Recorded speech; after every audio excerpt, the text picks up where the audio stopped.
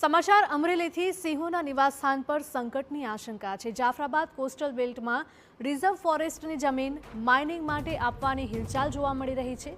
બાબરકોટ ગામ નજીકની reserve forest જમીન ખાનગી ઉદ્યોગને આપવાની ચર્ચા થઈ રહી છે। ધારીગીર પૂર્વ ડિવિઝન તરફથી માઇનિંગને હકારાત્મક અભિપ્રાય મળ્યાની ચર્ચા। અગાઉના ડીસીએફના નકારાત્મક અભિપ્રાય બાદ બદલાયેલા વલણ પર સવાલ ઊભા થાય છે।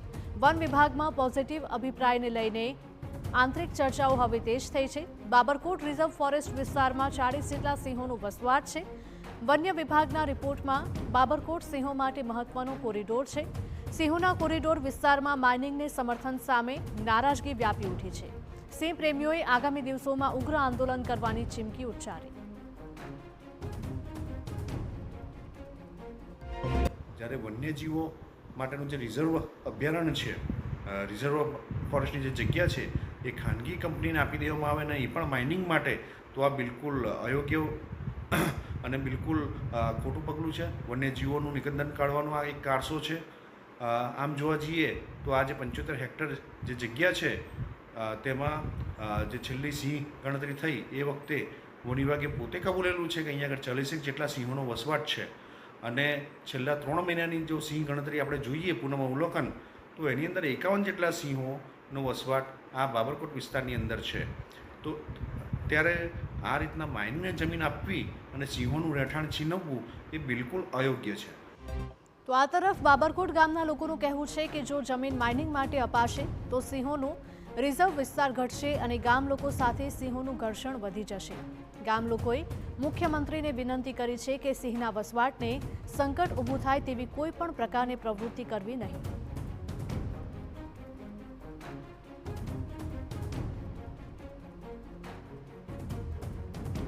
માઇનિંગ માટે નર્મદા સિમેન્ટ કંપનીને સોંપવા માટેની કામગીરી કાગળ ઉપર થઈ રહી છે એવા સમાચાર અમને જાણવા મળેલ છે। અત્યાર સુધીમાં વન વિભાગના તમામ અધિકારીઓ દ્વારા નેગેટિવ અભિપ્રાયો આપવામાં આવ્યા હતા, પરંતુ અમોને જાણવા મળ્યા અનુસાર થોડા દિવસો પહેલા ધારી ઓફિસથી વન વિભાગના અધિકારીઓ દ્વારા અલ્ટ્રાટેક સિમેન્ટ કંપની તરફે પોઝિટિવ અભિપ્રાયો આપવામાં આવેલ છે। અમારા વિસ્તારમાં સિંહો ખૂબ જ મોટા સંખ્યામાં રહે છે। આ વિસ્તારમાં સિંહો ગ્રુપ સાથે રહે છે અને આ જમીન કંપનીને સોંપવામાં આવે તો સિંહો અને ગામડાઓ વચ્ચે ઘર્ષણ વધશે અને સિંહોની મુશ્કેલીઓ પણ વધશે। આથી અમારી માનનીય મુખ્યમંત્રી સાહેબને નમ્ર વિનંતી છે કે આ કંપનીને આ જમીન કંપનીને સોંપવામાં ન આવે એવી અમારી માંગ છે। વન પ્રધાન અર્જુન મોઢવાડિયાની રિઝર્વ ફોરેસ્ટની જમીન અંગે સ્પષ્ટતા। રિઝર્વ ફોરેસ્ટની જમીનમાં ક્યાંય માઇનિંગની મંજૂરી અપાઈ નથી। રિઝર્વ ફોરેસ્ટ વિસ્તારમાં માઇનિંગની મંજૂરી નહીં અપાય તેવું પણ કહ્યું હતું।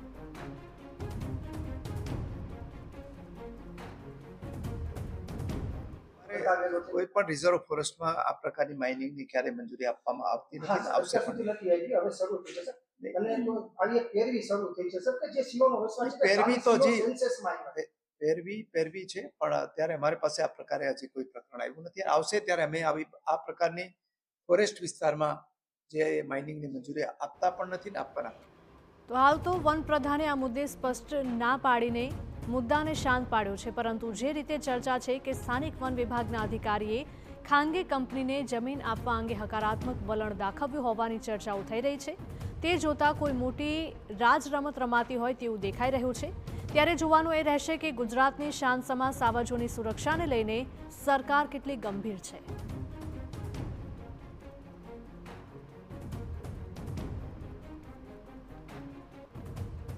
એક તરફ ગુજરાતમાં સિંહોના જંગલ બચાવવા માટે રાજ્ય સરકાર પ્રયાસ કરી રહી છે અને બીજી તરફ અમરેલી જિલ્લાના કોસ્ટલ બેલ્ટ વિસ્તાર જાફરાબાદ તાલુકાના બાબરકોટ ગામ નજીક રિઝર્વ ફોરેસ્ટની જે જગ્યા છે, જે જમીન છે, તેમાંથી 75 હેક્ટર જમીન છે તે ખાનગી કંપનીને દેવા માટેની તૈયારી થઈ રહી હોવાની માહિતી છે તે મળી રહી છે। તેના કારણે સિંહ પ્રેમીઓ અને પર્યાવરણ પ્રેમીમાં ખૂબ ઘેરા પ્રત્યાઘાતો પડ્યા છે અને કેટલાક સિંહ પ્રેમીઓ અને પર્યાવરણ પ્રેમીઓ દ્વારા આંદોલનની ચીમકી પણ ઉચ્ચારી દેવામાં આવી છે। જોકે આ એ વિસ્તાર છે બાબરકોટ સિંહોનો કોરિડોર વિસ્તાર કે જ્યાં 40 જેટલા સિંહોનો વસવાટ છે. વન વિભાગના પૂનમ અવલોકનમાં પણ નોંધણી થઈ ચૂકી છે.